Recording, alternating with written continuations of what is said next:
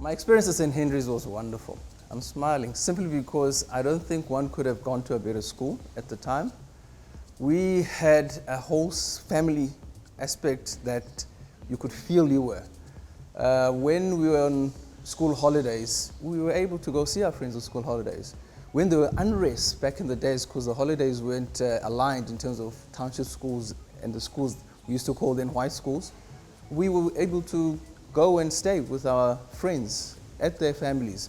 So that really brought together the whole family aspect in terms of St. Henry's. One of the things I actually discovered when I was at St. Henry's that I was actually an athlete. I ended up being a Natal athlete. I believe some of my records still stand from a long jump perspective, and funny enough, from a javelin perspective. What it did in all of that was understand the importance of training. So there's a process involved, which was building the foundation for me to be successful, which is a foundation that is carried through in terms of my work, in terms of, how do I apply myself when I'm about to do a deal? What's the best way to do the deal? What's the most ethical way to do the deal? And that's really my experience and what St. Henry's has brought about in terms of me and what I do today. The type of foundation I got out of St. Henry's was of love of work. Love of work being one of our ethos. So from that perspective, diligence came through, and one is diligent, I would like to think, within my work environment now. I try and instill that with my children.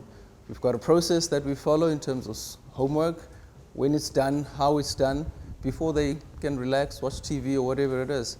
So from a diligent love of work perspective, definitely that's what I got out of St. Henry's. I sent my kids to the school, they're both here. The school has a holistic approach to education.